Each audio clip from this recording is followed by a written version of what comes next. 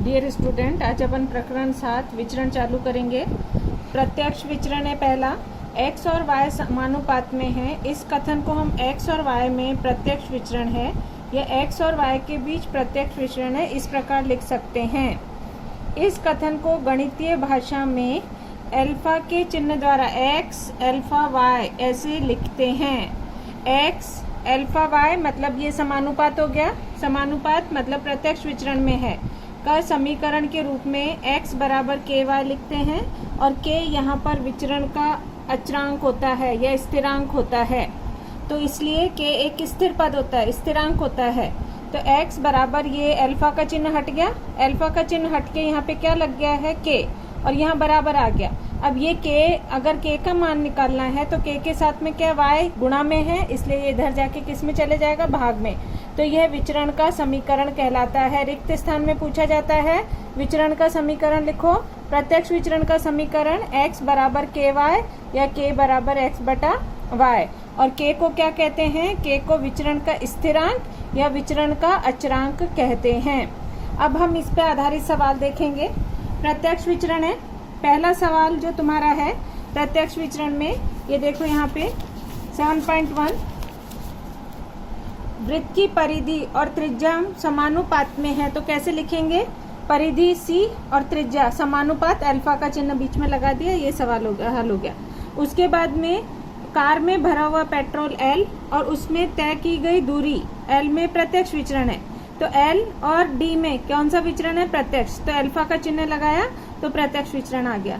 अब है दूसरा सवाल। दूसरा सवाल देखेंगे। दूसरे सवाल में तुम्हारे को ये तालिका दी है, इसमें तुम्हें दे रखा है सेवों का मूल्य x और सेवों की संख्या x और सेवों का मूल्य क्या दे रखा है, y। सबसे पहले हमें दे रखा, अब यहाँ समझो इसको, x अल्फा y या x प्रत्यक्ष विचरण है y, ये चिन्ह अल्फा का चिन्ह हटाएंगे तो k लगा देंगे, ये विचरण का अचरांक है या इसको स्थिरांक भी लिख सकते हो।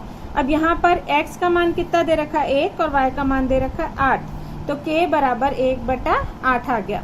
अब हमें दे रखा है यहाँ पे, यहाँ देखें किताब में, तो यहाँ दिया हुआ है 56, किसका मूल्य दिया, सेव का मूल्य y 56 दिया हुआ है और x निकालना है, तो कैसे निकालेंगे, x बराबर ky। अब हमने k का मान यहाँ पे 1/8 निकाला है तो हमने 1/8 लिख लिया।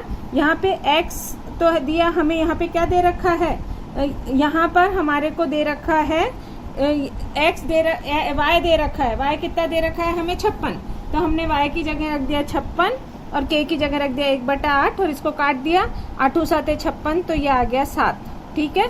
उसके बाद में दूसरे सवाल में तुम्हारे को y पूछा है, तो यहाँ पे ये दे रखा है 12 x का है, तो सेवों की संख्या 12, तो y निकालना है, तो ये दोनों तीरिये गुणा हो गए, तो 12 8 96, तो ये आ गया 96।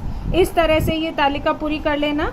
उसके बाद में जो तीसरा सवाल है, उसमें तीसरे सवाल में देखो दे रखा है m प्रत्यक्ष विचरण n है, m बराबर 154, n बराबर 7, n बराबर 14, तो m का मान ज्ञात करो। तो यहाँ पे प्रत्यक्ष विचरण है m, प्रत्यक्ष विचरण n, ये हटाएंगे तो kn, ये 154 हो गया, यहाँ 7, ये गुणा में है, तीर्य गुणाओं के भाग में चले गया, काट दिया, 7 दूनी 14, 7 दूनी 14। अब n बराबर 14 होने पर m का मान निकालना है, m बराबर kn, ये हमने k का मान 22 निकाला, इसका मान 14, दोनों को गुणा कर दिया, ये हो गया हमारा 308। तीसरा सवाल, चौथा सवाल कट गया है, पोर्शन में नहीं है। उसके बाद में पांचवा, जैसे तीसरा किया बिल्कुल सेम है वैसे कर लेना।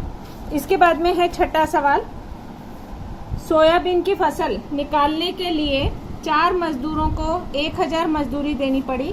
यदि मजदूरी और मजदूरों की संख्या में प्रत्यक्ष विचरण हो तो 17 मजदूरों को कितनी मजदूरी देनी पड़ेगी, ये छठा सवाल है। तो यहाँ देखेंगे मजदूर को हमने x मान लिया, मजदूरी को y, प्रत्यक्ष विचरण है तो ये प्रत्यक्ष विचरण हो गया। इसको हटाया तो k बराबर x बटा y, x कितना दे रखा है 4 मजदूर, मजदूरी कितनी दे रखी है 1000। इसके बाद में यदि 17 मजदूर है तो मजदूरी निकालनी है, तो ये हो गया हमारा 4/1000 बराबर 17/y, ये दोनों तीर्य गुणा हो जाएंगे, तो ये हो गया 17000 और ये तीर्य गुणाओं के नीचे चले गया 4, इसको काट देंगे, 4 चौक 16, 2 बचा, ठीक है। 4, अभी यहाँ पे 4 चौक 16 1 बचेगा, ये 10 आया, 4 दूनी 8, 2 बचा, 4 पंजे 20, तो 4250 रुपये मजदूरी देनी पड़ेगी। ये हुआ तुम्हारा प्रश्न संग्रह पूरा। प्रश्न संग्रह 7.1 मैंने पूरा करा दिया है। Thank you.